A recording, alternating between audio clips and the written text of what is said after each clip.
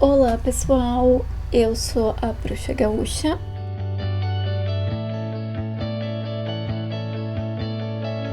e dessa vez eu vou falar sobre os bebês levados por fadas. Eu escolhi esse tema porque eu tava assistindo uma série chamada The Magician, se eu pronunciei certo, que eu acho que não, que minha pronúncia em inglês é péssima. Mas em português ela foi traduzida como Escola de Magia. A segunda temporada gira em torno de um reino mágico que está perdendo sua magia, sua fonte de magia está secando.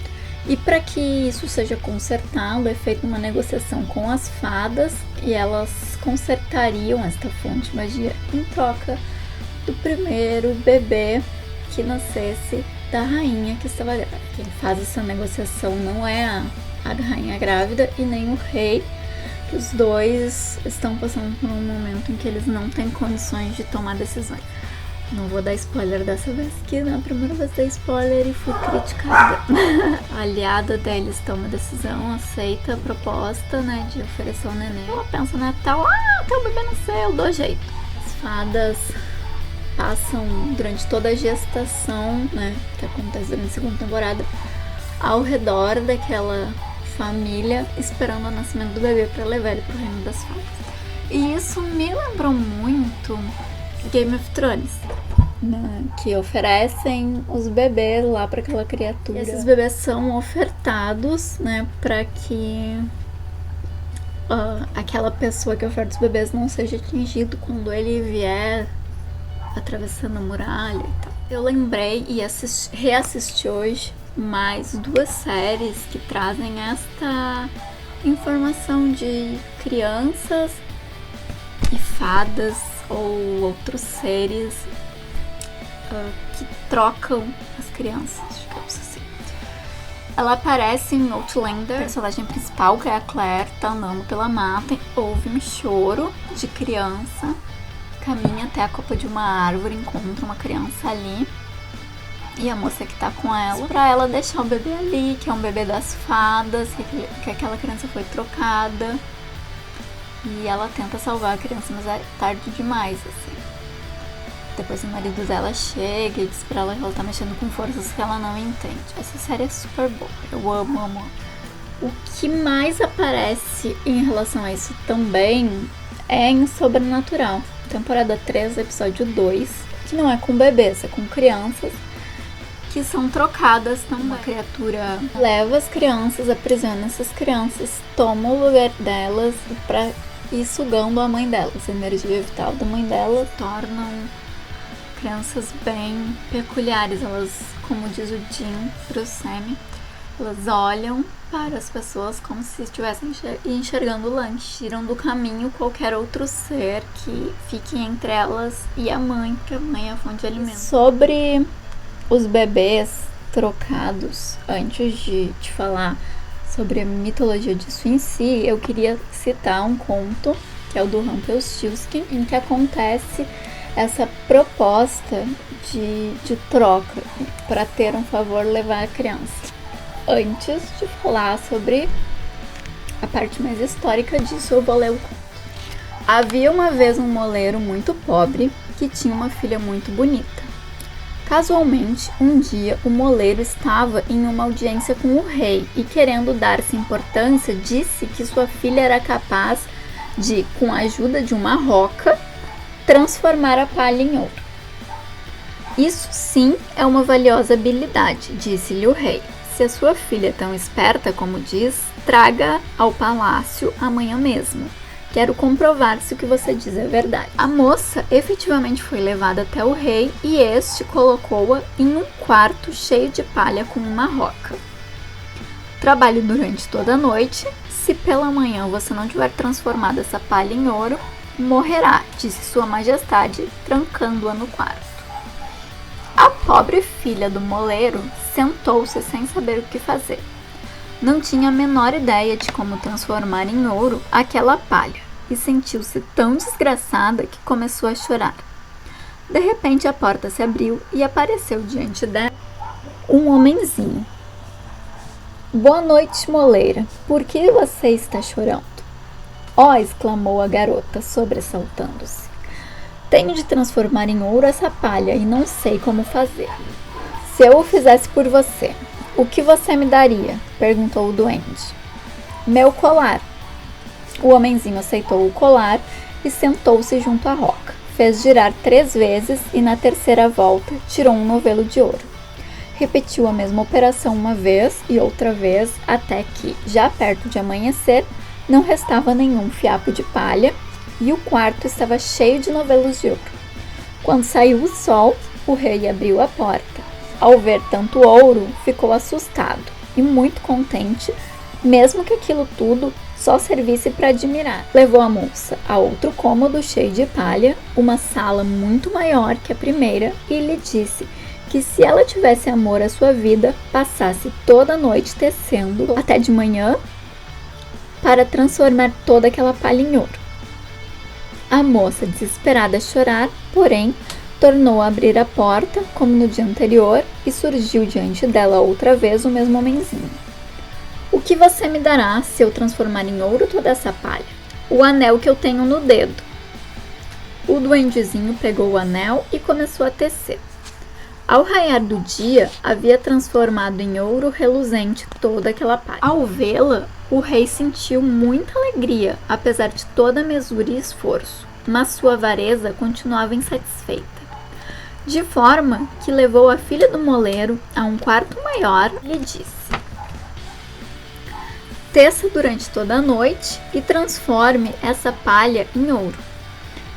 Se dessa vez você também conseguir, eu convidarei para ser minha esposa. Não é nada além da filha de um moleiro, é verdade, dizia o rei lá com seus botões, mas eu não encontraria uma esposa mais rica, mesmo que buscasse por todo o mundo. Quando a moça estava sozinha, o homenzinho apareceu pela terceira vez. O que você me dará se eu tornar a converter essa palha em ouro? Não me sobra nada para lhe dar, respondeu a moça. Então prometa que quando for rainha, me entregará seu primeiro filho. Quem sabe o que pode ocorrer antes que isso aconteça, pensou a filha do moleiro, que por outro lado não viu outra saída, pois então prometeu ao duende que lhe daria o que ele pedia, e este se pôs a tecer mais uma vez, transformando em ouro toda a palha daquele quarto. Aí está mais uma história de um bebê que é trocado para conseguir algo, assim como na série Escola de Magia. Não vou nem tentar pronunciar em inglês porque não sei. Mas a história mais famosa, falando agora também de crianças maiores, sobre uma criança que é deixada na mata pelos pais, é João e Maria. João e Maria se deixam os filhos na floresta como uma possível solução dos problemas. Eles não tinham como sustentar toda a família. O que vai fazer esse líder das crianças? Foi a forma, né, que eles encontraram nessa história para resolver o problema.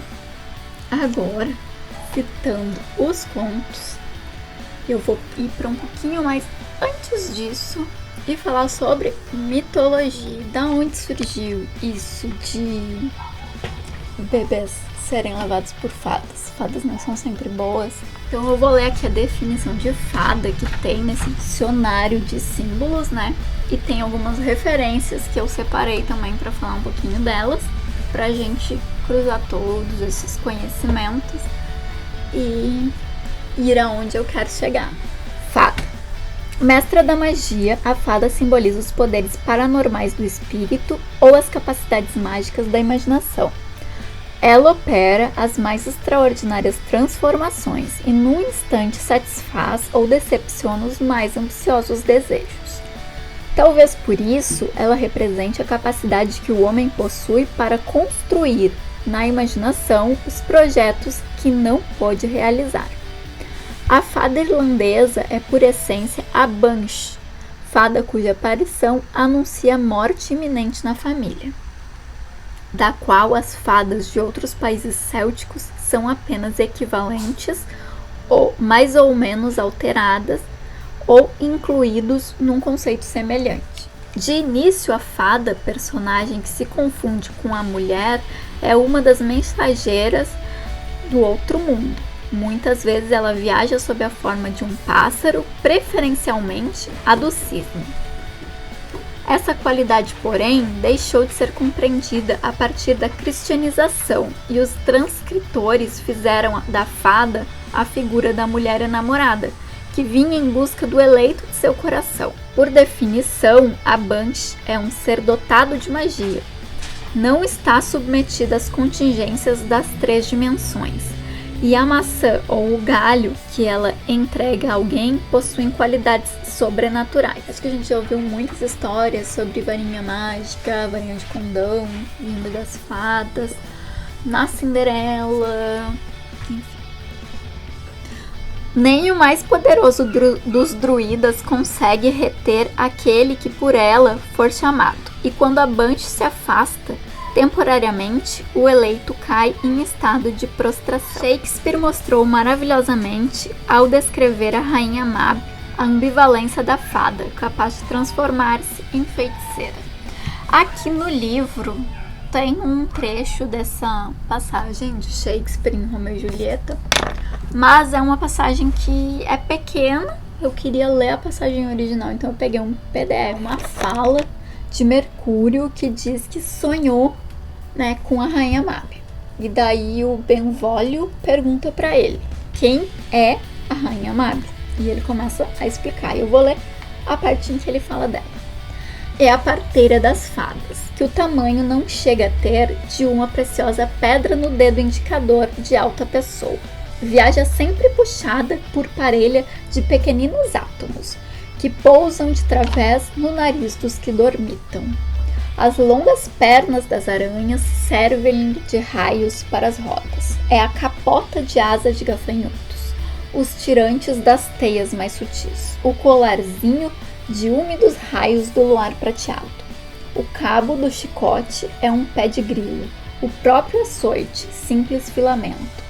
De cocheiro lhe serve um mosquitinho, de casaco cinzento, que não chega nem à metade do pequeno bicho que nos dedos costuma arredondar-lhe das criadas preguiçosas. O carrinho de casca de avelã vazia, feito foi pelo esquilo ou pelo mestre verme, que desde tempo imemorial o posto mantém de fabricante de carruagens para todas as fadas. Assim posta, noite após noite ela galopa pelo cérebro dos amantes que, então, sonham com coisas amorosas. Pelos joelhos e pelos cortesãos que com salamaleques a sonhar passam logo. Pelos dedos dos advogados que a sonhar começam com honorários. Pelos lábios das jovens que com beijos logo sonham. Lábios que Mab, às vezes irritada, deixa cheios de pústulas por vê-los com o hálito estragado por confeitos. Por cima do nariz de um palaciano, por vezes, ela corre, farejando logo ele, em sonhos, um processo gordo, com o rabinho enrolado de um pequeno leitão de dízimo. Ela faz coceiras no nariz do vigário adormecido, que logo sonha com mais um presente. Na nuca de um soldado ela galopa, sonhando este com cortes de pescoço, ciladas, brechas, lâminas de Espanha e copáceos bebidos à saúde. De 5 braças de alto. De repente, porém, estoura pelo ouvido dele, que estremece e desperta, e aterrorado, reza 1 ou 2 vezes, e de novo põe-se a dormir.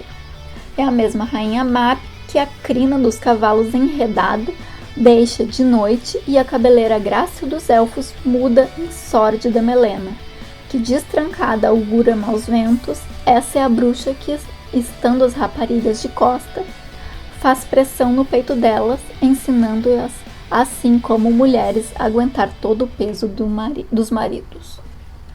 Essa é a fala dele. Em algumas passagens, ela é vista tanto como uma benfeitora, quanto como uma bruxa, uma feiticeira. Por que isso surgiu na mitologia como a fada levando crianças? Segundo as velhas tradições bretãs, por ocasião do nascimento de uma criança, devia-se colocar 3 talheres sobre uma mesa bem provida. Era preciso que essa mesa, porém, fosse posta num cômodo bem isolado do resto da casa, a fim de que as fadas se tornassem propícias. São elas também que conduzem ao céu as almas das crianças natimortas, e que ajudam a romper os malefícios de Satã. O que acontecia? Historicamente se sabe que quando uma criança nascia com alguma deformação vista do nascimento, eles deixavam realmente essa criança na floresta pra, sei lá, qual criatura levar. A gente sabe que não são as fadas, mas eles gostavam de dizer que deixavam pras fadas, pros duendes, pra qualquer criatura mágica, porque é mais confortável pensar assim. Eles pensavam o quê? Que esses seres mágicos trocaram a criança, elas eram as crianças trocadas, eles levaram essa criança pro reino deles e deixaram aquela criança deles ali. Então aquela criança era uma criança trocada, por isso que ela veio deformada, que não era pra estar naquela família, e devolvem. Então eles preferem acreditar que quem morreu foi a criança dos duendes, das fadas, etc., desse ser mágico, e a criança deles foi escolhida para ter uma vida mais feliz em outro plano, num plano mágico de fantasia, ser um filho de fadas, afinal de contas, ter esse legado para passar adiante. Pesado, eu acho pesado. Hoje em dia a gente tem muito mais acesso à informação. Já sabe que uma criança que nasce, seja lá com a deficiência que for, pode muito bem ter uma vida com as outras crianças. A gente tá aí cada vez mais tentando ser inclusivo na educação e no mercado de trabalho, romper todos os preconceitos. Então, hoje em dia isso tá começando a acontecer. Naquela época isso não existia, essa coisa de inclusão. Eles viam isso com todo esse misticismo, que não podia ser da família, criança com nanismo, com alguma deformidade, síndrome de Down, qualquer coisa que no físico eles conseguissem perceber, essa criança era entregue para as fadas. Era muito difícil a vida, né? Não tinha às vezes comida para todo mundo, então tinha-se muitos filhos, e os filhos que nasciam com qualquer problema estavam condenados a ser abandonados na floresta. É um tema bem pesado, então o que eu quero mostrar é assim, nenhum mito e nenhum conto, nenhuma história, ela nasce do nada. São retratos das sociedades antigas, dos costumes antigos que a gente traz até hoje. De papão, velho do saco. Minha avó falava que o Saci levava as crianças bagunceiras, então sempre teve esse mito de que algum ser mágico poderia levar a criança embora. E vem daí todo esse misticismo e essas histórias. Quem gostou e quiser deixar o like, compartilhar, botar algum comentário, dizer o que pensa sobre isso, vai ser muito bem-vindo. E logo estaremos com mais vídeo. Qual é o tema que vocês gostariam de saber? Tem alguma lenda urbana, alguma coisa que vocês viram em filme, série, que vocês gostariam que eu abordasse aqui? Manda pra mim, que eu prometo fazer o possível para trazer o máximo de informação e conhecimento sobre essa história pra gente. Até!